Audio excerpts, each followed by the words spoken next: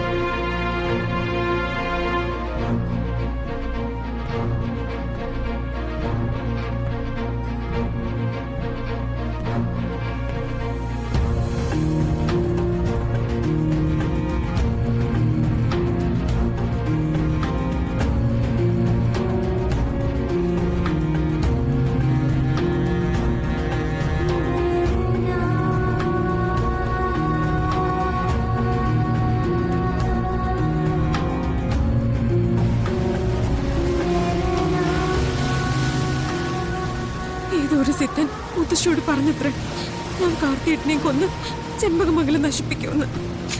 സിദ്ധനും മണ്ണാങ്കട്ടെ ഇക്കാലത്തും പോകുന്നുണ്ടല്ലോ. ഇത്രയും വിവരമുള്ളവര് ഈ സിദ്ധന്റെ മുമ്പില്. ആ സിദ്ധനെ ഒന്ന് കാണിച്ചു തരുമോ? എന്തിന്? അവന്റെ കൈയും കാലം തല്ലി ഓടിക്കാന്. അതിന് അയാൾ എന്ത് പിഴിച്ചു? അതയാളുടെ വയറ്റിപ്പഴുപ്പ്. പോയവരല്ലേ തെറ്റുകാര്. ഞാനിനി എന്തിനു ജീവിച്ചിരിക്കണം? പിന്നെ എന്താ നിന്റെ പ്ലാൻ? മരിക്കാനോ?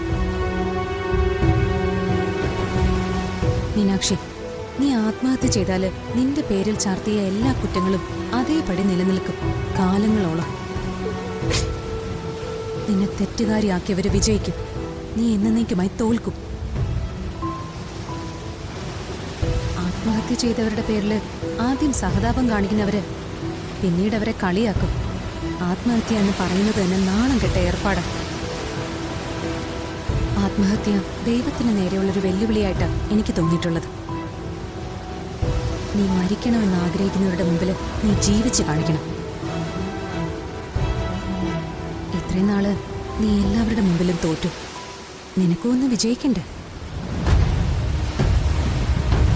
മീനാക്ഷിയുടെ അച്ഛൻ ജയിലിൽ കിടന്ന് മരിച്ചയാളാ.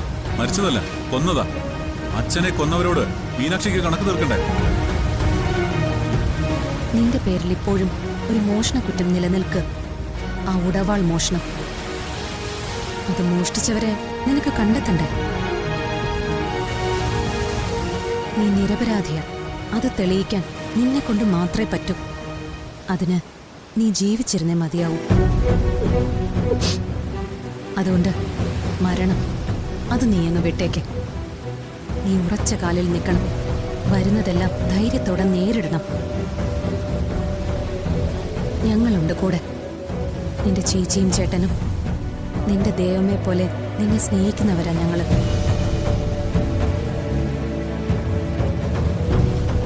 നീ വാ, നിന്നെ ഞങ്ങൾ ഹോസ്പിറ്റലിൽ കൊണ്ടുവിടാം. അങ്ങോട്ട് ചെല്ലാൻ അവർ സമ്മതിക്കില്ല. വേണ്ട, ചെമ്പകമംഗലത്തേക്ക് പോവാലോ. ഇതെല്ലാം തെളിയിക്കണമെങ്കിൽ നീ അവിടെ പിടിച്ചു നിന്നേ പറ്റൂ.